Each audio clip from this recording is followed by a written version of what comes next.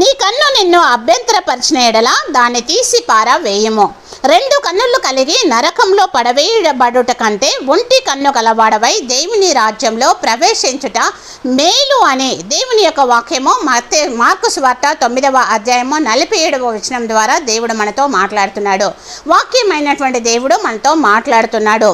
కన్నులెత్తి చూచుటకు ధైర్యము చాలక దూరం నుండి ప్రార్థించినటువంటి పరిసయ్యుని వలె.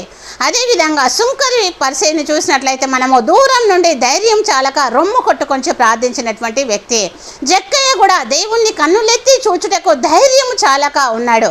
అయితే దేవుడు నిన్ను నన్ను తన కన్నులతో మనల్ని చూస్తున్నాడు కనుక మన కన్నులు ఏ విధంగా ఉన్నాయని చూసుకొని దేవుని రాజ్యంలో మనం ఉండులాగున ప్రయాసపడదాము. ఆ విధంగా ఉండుటకు దేవుడు మనల్ని ఆశీర్వదించును గాక.